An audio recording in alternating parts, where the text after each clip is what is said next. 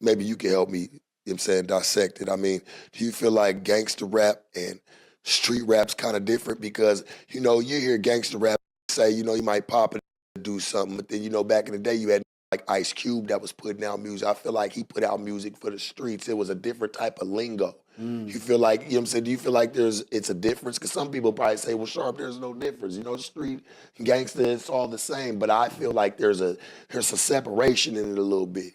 Good and bad. Good and bad. Ice Cube is really, really great. Yeah. You know what I mean? There other could be shallow. You know what I mean? It could just be the whole conflict between men. Right. And like I hear a lot of people judging a lot of the drill rap. Oh, you know, it's just murder rap, or this just serial killer. It's not, man. These little kids is talking about being at war with each other. These communities are at war with each other. But somebody wants their demise, and people don't respect the war. But they respect these crackers beefing with each other. They respect Russia and Ukraine killing each other. They'll respect, you know, they'll understand why, you know, Israel and Hamas is beefing. You understand that. You ain't calling them serial killers, and some people will. But I'm saying it's hard to put respect on why somebody's having a disagreement. It's harder to go in and really care about why these people are fighting and decide that you want to solve it. That's harder. And that's kind of where I find myself in. I'm not the kind of person that's judging why the Chicago brothers is beefing. I'm trying to figure out what's the solution. How do we get these stopped? Why do you have so much time? Why at work? Maybe these need opportunity. So I think when you hear Ice Cube, you hear that at the pinnacle of gangster rap, a street rap. You know what I mean? You hear somebody who's hell of aware of everything in his community, who's running a liquor store, you know what I'm saying? Right. Who's oppressing what person in which corner, who's taking what to what state to make money. You hear somebody that aware versus you hear, you know, a youngster, like a young nigga coming out of different places talking about it's the shallow. Not to mention these niggas high as a, you know, they on all kind of dope. The drugs are different these days of what niggas is using. You know what I'm saying? Next level.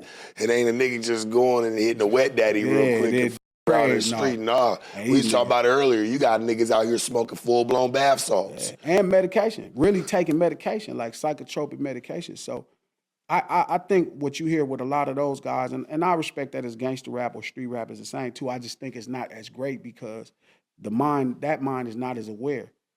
It's not as aware. Even though they was the same age when Cube started, Cube is a sober nigga. Cube is really, you know, listen to his content. That nigga was he was putting me up on shit.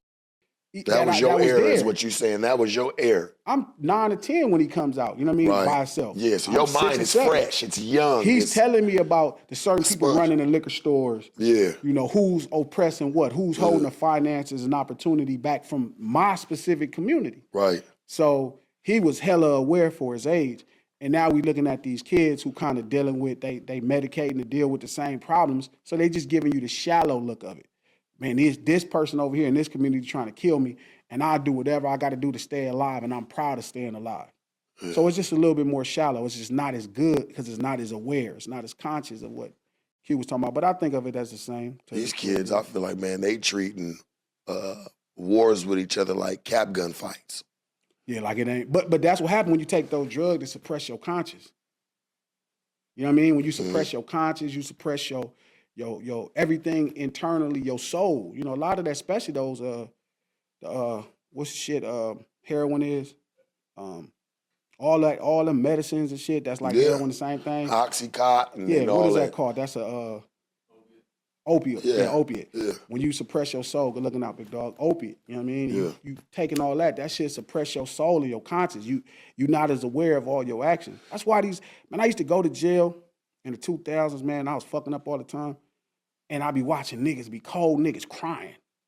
Cause like now ain't no drugs in here. These niggas is aware that they life now is in trouble. But the whole time they was animals on the streets. Some of the coldest niggas I knew that was on the streets go to jail and start crying. Because now ain't no dope in here to help deal with and all reality the setting in. And now you aware. You like, hold up, I did what? Y'all trying to give me how much time? You know what I mean? And that's them offensive lineman numbers. Nigga, that shit just look different. I don't understand, and maybe you can help me because you from that era.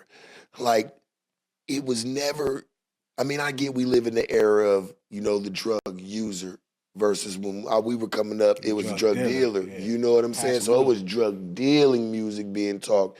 It just seems like the music today is very junkie-ish. I mean, I'm trying to like put it into a perspective of like, you know what I'm saying? It's very junkie-ish. Like, it was never cool. Like, if a nigga did drugs back in the day, he tried to keep his shit on the DL. Because he didn't want nobody to roast him or cap him or treat him differently.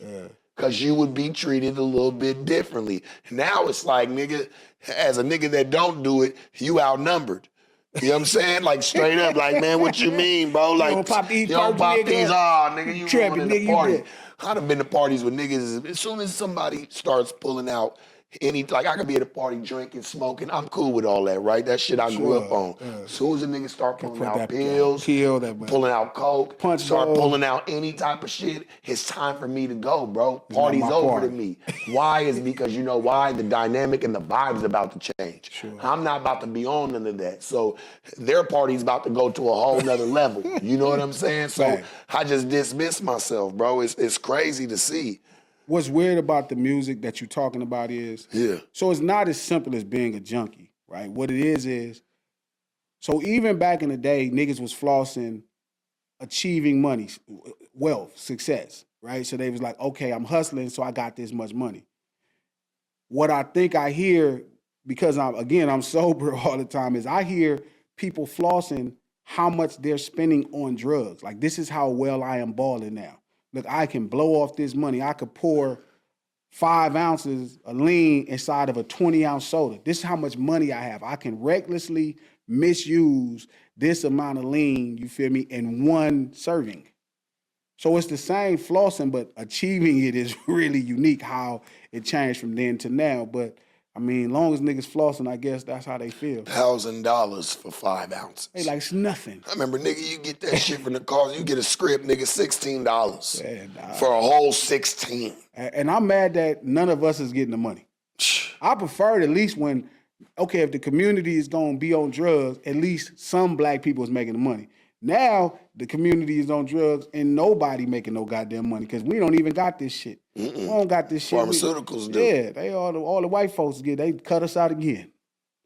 Cut us out again. Man, I met a dude one time, right? I don't mean to get off subject of, but I met a dude one time. He was sitting at the bar, and like he was doing it. Man, this dude had a big ass bag of coke on him. He was rich, bro, rich as hell. And he was like, he was like, man, I got a person that just, man, I got doctors make this shit for me.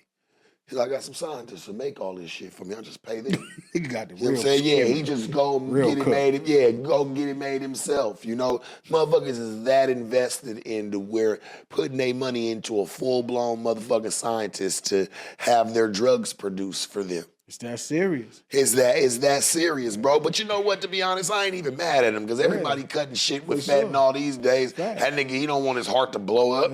He's trying to fuck some bitches and do some blow. Exactly. And it's, again, man, I used to think about the same thing when niggas used to go on burns, making insurance, making PCP. It's like, this is a real chemical experiment. You feel like that affected the music game a little bit? Sure. Nah. Because niggas was smoking Wet Daddies. Fuck yeah. Sherman Hemsley's. Nah, I just think... For sure. I remember.